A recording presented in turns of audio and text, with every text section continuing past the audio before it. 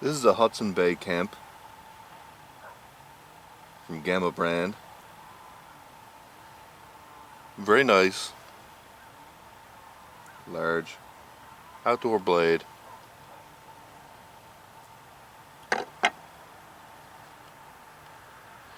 This is a Spartan by Gavko. Now the full details on these I'll provide in links in the description.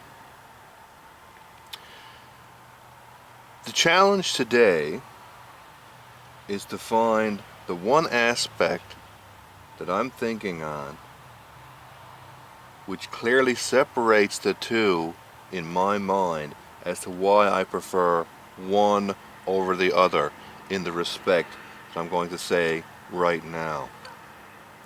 Now, there's lots of attributes that end up influencing this decision, but there's just one in particular that I'm thinking on, which is the subject of this challenge.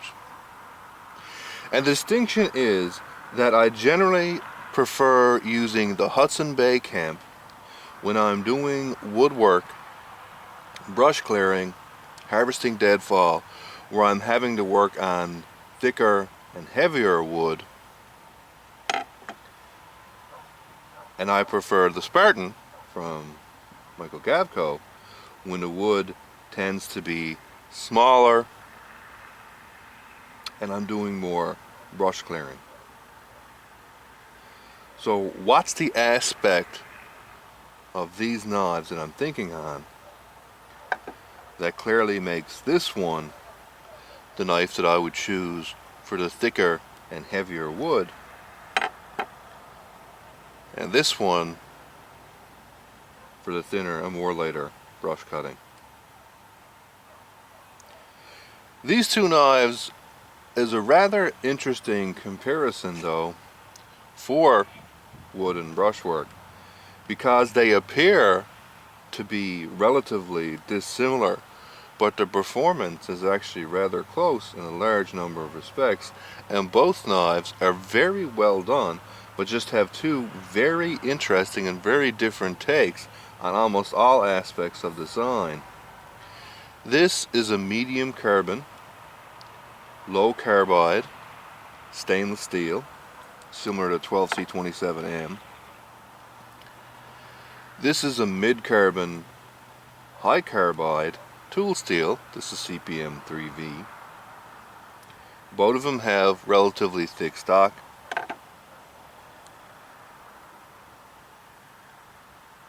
Both of them are relatively heavy with a decent forward balance,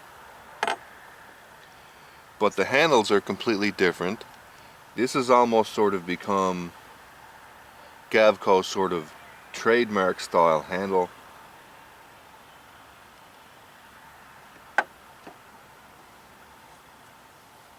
This is a much simpler grip made out of paper stone. And in the beginning, I was concerned that this was going to be too slick, too smooth, and have problems with security. But in general, it doesn't. It's tapered enough at the front and it swells enough at the back that you give very good security, because your hand would have to really open up to slip over this very wide end. But the nice thing is, because it's a very gentle flaring, you don't get any sudden like rushes or humps where you smash out of. Sometimes knives just have these large bulbous ends or hooks that basically your hand just smashes off of. In this, your hand would just force to gradually open up. So I have no problems in general. Both of them work perfectly fine with a full overhand grip, which allows you to not only neutralize the balance, but get your thumb and index finger line, which is your main power line for cutting, very close to the edge, which reduces any torque or leverage disadvantage.